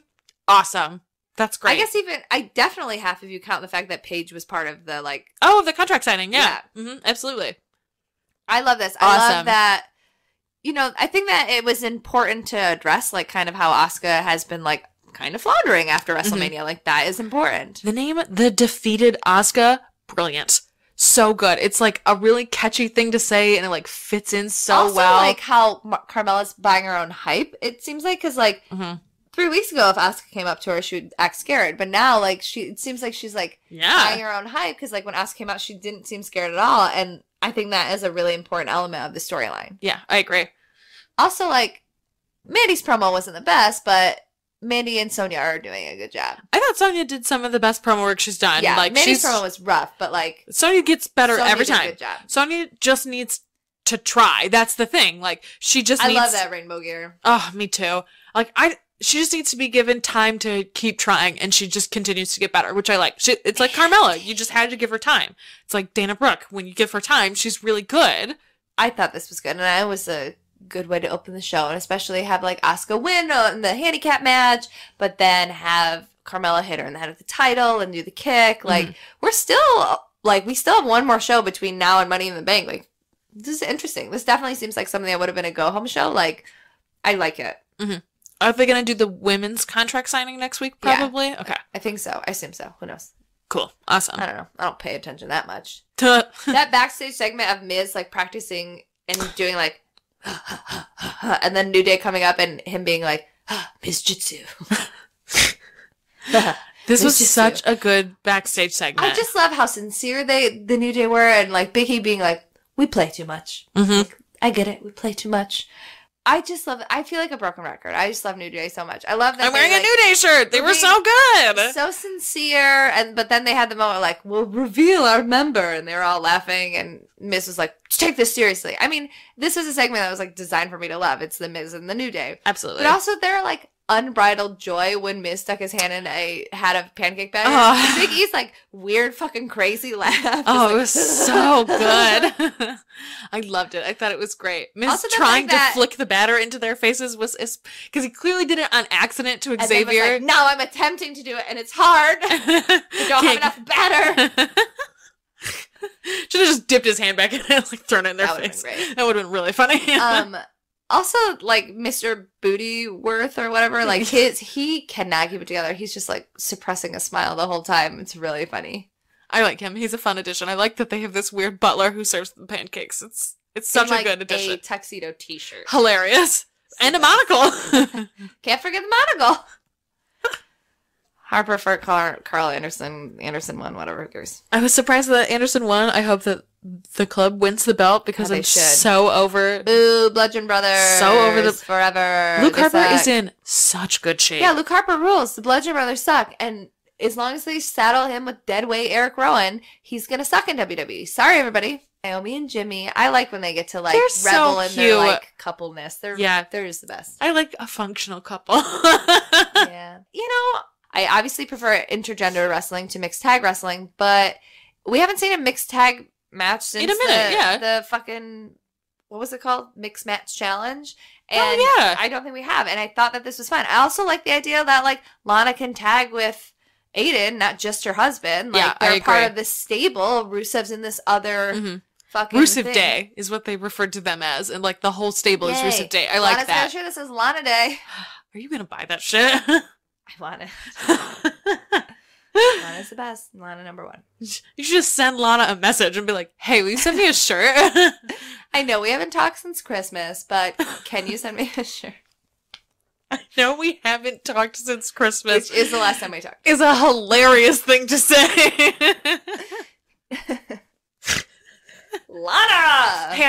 Hey, I know you're going to be in town for Money in the Bank. Can you give me one of them shirts? I would love to, like, meet backstage and, like, talk for, like, a couple minutes, have you on the podcast. Also, if you want to give us some shirts, we'll totally wear them. You want to meet my dad?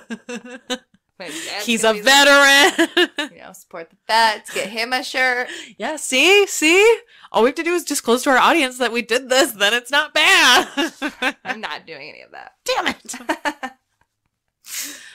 Whatever. Lana, if it's free, I'll wear a Lana Day shirt. Crazy ass fucking dance in the beginning where she like does a little mix. Oh my god.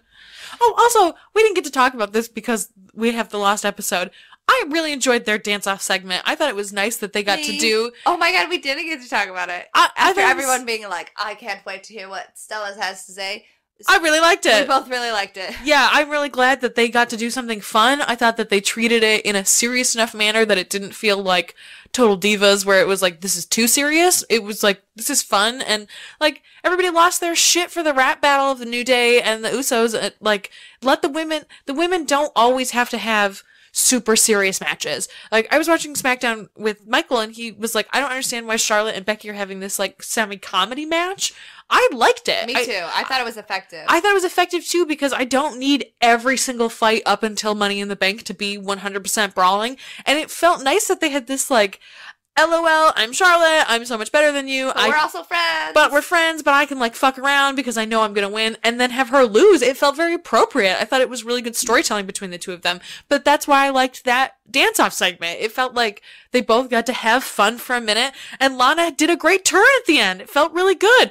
So yeah, I really enjoyed it. I technically didn't talk about it. So really been enjoying Lana lately. Yeah, so. I think Lana's been doing a really good job. And also her in-ring work is improving. Is definitely improving. I agree. I feel like Rusev Day and Aiden brings out the absolute best in Lana, and I like that. I don't want Lana to fail.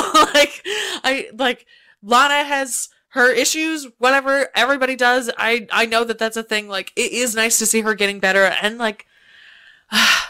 The losing the accent is weird. It still is really bad. It's still kind of there. And her shirt is the Russian flag, and it says Lana Day. Yeah, so it's like, hearing her yell in her actual voice in the ring was very jarring. She kind of uses the accent. But kind of doesn't. And so it's like really weird to hear it falling out, but whatever. It like fits this like weird happy gimmick that she's doing, but she's still like a heel. Happy bad guy. But it's like Rusev Day are bad guys. Yeah, they're happy bad guys. But yeah, everyone loves them so they can like be happy. Like it's working for me. I like what they're doing. I think it's really smart. And also like that was fun. Yeah, and they gave Naomi and Aiden a moment. Yeah. Like, I like that fucking flying crossbody, the tope suicida, and then the flying crossbody. Like she trusted Aiden with her life, basically, and he did a fucking great job. Yeah, absolutely. And Aiden English is clearly a strong receiving partner for that kind of stuff.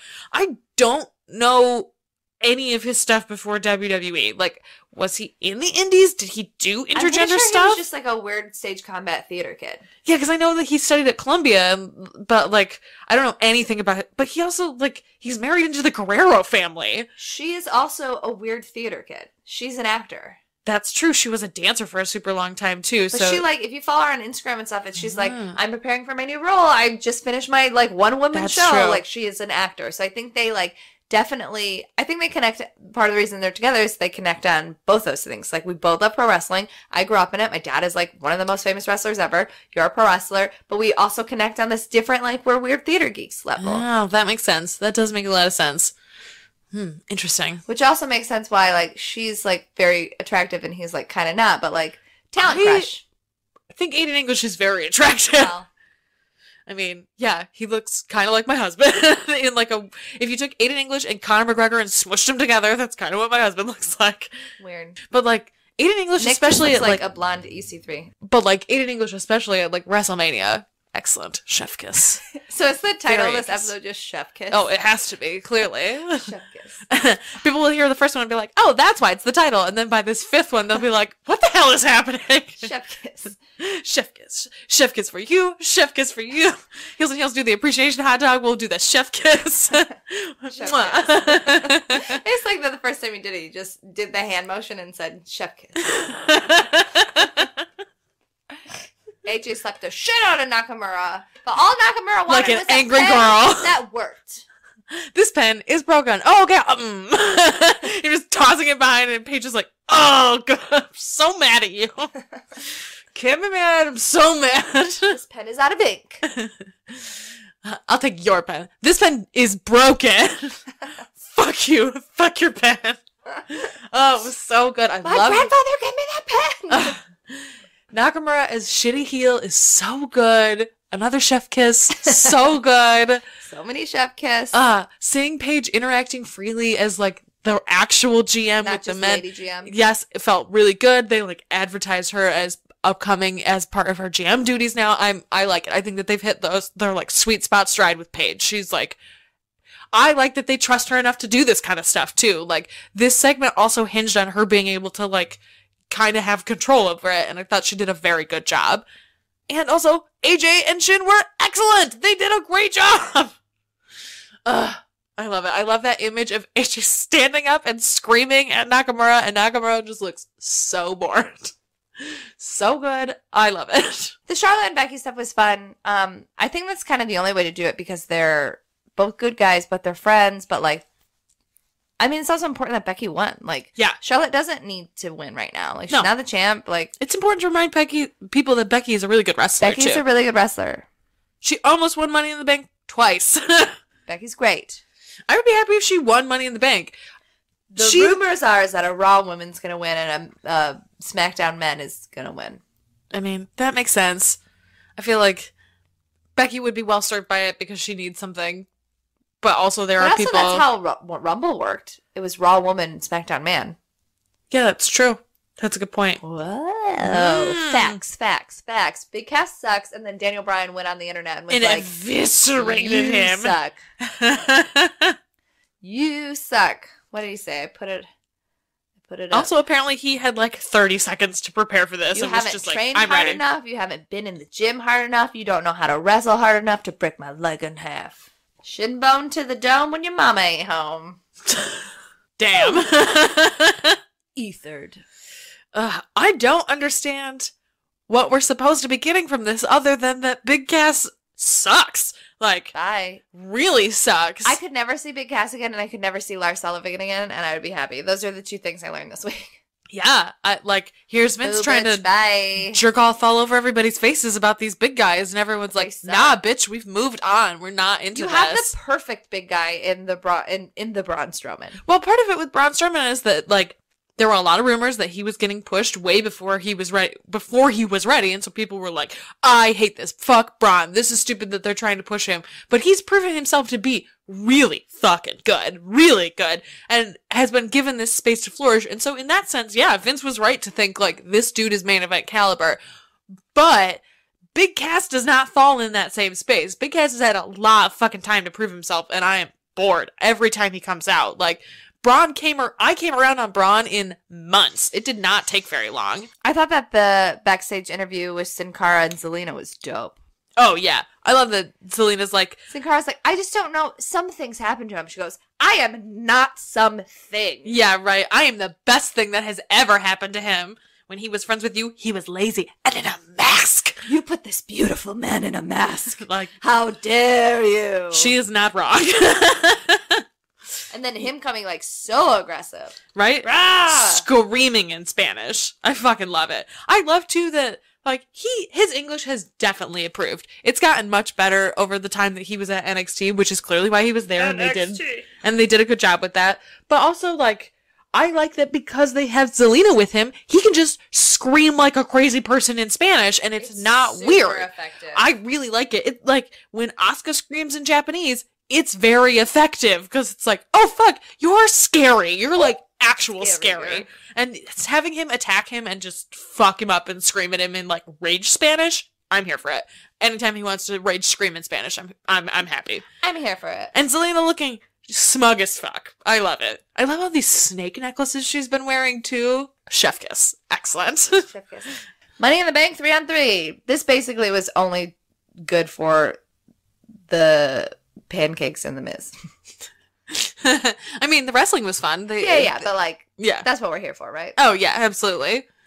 It was weird to see Samoa Joe like working in tandem with a team, but like totally got the payoff. The payoff at the end was perfect. It was cool to see Samoa Joe do that thing where somebody like runs at you in the corner and you lift him up and drop him down to Big E, because Big E also does that move. So that was cool. I like that. Yeah, it was nice to see somebody manhandle Big E. Like, that was very effective. You don't really get to see that That's not like Braun Strowman or whatever. Right, exactly. It's not like a regular occurrence. Oh, also, this made me think of this. They've, like, not addressed at all that Sasha and Charlotte are going to be in a match together again for the first time since they got traded to different shows. Oh, my God. Right? Like, that should be a big deal, and it's just not. They're focused on, like, Sasha and Bayley so much that they can't even. So, if Natty is out and they do put Bayley in, that's Sasha against Bayley and Sasha against Charlotte. All 4 of the horsewomen if Bayley replaces Natty. But that's fine, but I think it's even more interesting to think about Sasha and her 2 greatest rivals. Not even necessarily the 4 horsewomen, because, like, I'm over that story. Yeah, but we haven't had a match with the 4 horsewomen in them either, so that would be... Yeah, that's also That would be awesome. I would be really into that. Yeah. But yeah, it's super bizarre that, like, her greatest rival in WWE, that they've changed these titles back and forth 4 times between them, they're just, like, completely forgotten. It broke, like, records every time they did it. Absolutely. Had they were some of the first women's main events on Raw since the fucking 90s. They were the first women main event on a pay-per-view, the first Hell in a Cell. Yeah. First last man standing match for the women on the main roster. Like, they broke a bunch of fucking records and did a bunch of dope shit, and they just have, like, oops, totally forgot that we're now putting them together for the first time since this and have done not shit about it. I just, like, realized it when I was watching SmackDown last night, like, why isn't this a bigger deal? Like, this should... I want to focus on Sasha and Bayley. Yeah, but even then, like, that should be something to build up Bayley with. Like, Sasha had this incredible rivalry with Charlotte, and now her focus is on Bayley, but will she be distracted from it? Like, it's just... There seems like there's so much potential for it that they've just, like, totally squandered. It's very bizarre. Anyway. It's trash. It is trash. 205 Live. I did not watch it this week. All right, I'll do a quick rundown. All right. It opened with Lindsay Dorado versus Brian Kendrick, but Drew Gulak came out with Brian Kendrick to do commentary. Yeah, that was, like, just a nice, and he was like, Brian Kendrick agrees with me that we need more rules and, like, more of a stable 205 Live, blah, blah, blah. Like, it was weird that he came out with him, but it was also, like, they spun it well. Yeah, it makes sense that they would be together. Lindsay won. It was a good match. There was a backstage promo where Mustafa was talking about how he's the heart, blah, blah, blah, blah. But he was setting up because the main event was Ali versus Buddy Murphy. Buddy Murphy obviously just lost to Cedric, and they were kind of like, who's next? Who's next? Because Cedric and Ali and Buddy Murphy have been the ones that have been, like, the number 1 contenders, basically, yeah. TJP had a match against a jobber where he basically did the whole match while holding a microphone, because he would do a move to this guy and then be like, this is trash, this is why. He would do a move to the guy and be like, any other GMs want me? Paige, Kurt Angle, do move to the guy, talking to the phone, or talking to the microphone. It was actually really effective. So he was essentially using this, like, match to be like, I'm going to leave this place. This place sucks. This place doesn't appreciate me. Bye. He was like, William Regal, do you want me? Like, fuck this place. It was really effective, actually. That's funny. Leo Rush is coming to 205 Live. All right. You know, feel the rush. They have, oh God, they've not shit to do with him in NXT. Why even try? I mean, I really like Leo Rush. Obviously, he fucked up, but, like, I think he's also a baby. He's a good wrestler. I'm willing to let Live is the right place for him, I think. Yeah, I agree. I'm like willing to let him redeem himself. That's fine. Absolutely. He just made a stupid He made a really stupid comment. joke, but in the long run, it's like one of them. Like, it's not that offensive. Like, it was a dumb joke, and he it was apologized. Timed, and he apologized. And he paid his fucking dues for it. Yeah, he has more than... I feel like the punishment has, like, outweighed the tweet. This is like when Cesaro did that interview where he was like, it is kind of fucked up that John Cena just gets to win all the time and people are denied opportunities, and then lost 9 months in a row worth of matches. Like, the punishment sometimes does not fit the crime, and I feel like Leo Rush has for sure gotten, like, okay, you didn't get to do dick for, like, a year, basically, it feels like. Like, they haven't let you do a goddamn thing. So, yeah, okay.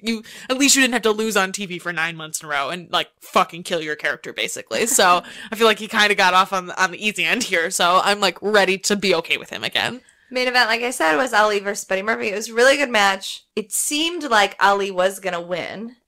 But then Hideo Itami came out, fucked with Ali, match got DQ'd, and then Itami just, like, beat the shit out of both of them, and then just was yelling, respect me! So, I do! Hopefully, in a just world, the next number 1 contender would be Hideo versus Cedric, because I want to see that awesome! match. I really want to see that match. I'm so into that.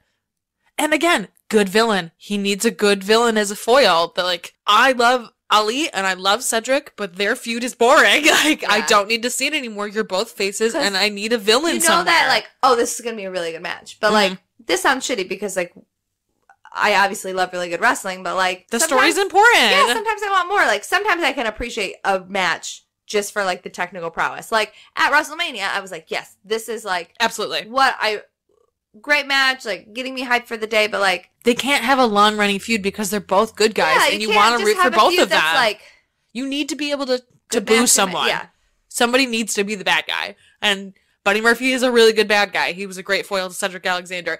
Fucking Hideo Itami is a great bad guy, such a good bad guy, and like they're gonna have a dope match. I'm super into that. Soup's dope. Soup's dope. Do you have any other thoughts about wrestling? No. You can find us on the internet. I'm at Stella_Chicks. I'm at EarnGenC. You can find us on Twitter also at Not Your Demo Pod. You can contribute to our Patreon. Now that you've gotten to the end of our episode, maybe you're like, oh yeah, these bitches are hilarious. You can email us with thoughts or questions or whatever at notyourdemo@gmail.com. You should rate, review, subscribe on iTunes and other, I don't know how the internet works. I don't know. Algorithms, some bullshit. Who the fuck knows? Do we pimp our pod Twitter? We have a pod Twitter. I did. Okay. I don't know. They all sound the same. It's really hard to keep track of what we have and have not said. You should also go to Kate Side Seats and follow all that shit because now I'm running that shit. Hell yeah. All of it, just like the socials. Follow Kate Side Seats on Instagram. Also, if you want to know my thoughts about this week's NXT, I'm writing the review tonight. So, read that. Congratulations. You know, pinch hitter. Stella Cheeks. Hell yeah. I'm very tired. I wish I had said no. Too late now. Too late. At least it's only an hour. All right. Anything else? Pre-mode. Yeah, sure. It's ready to be done. All right. We out.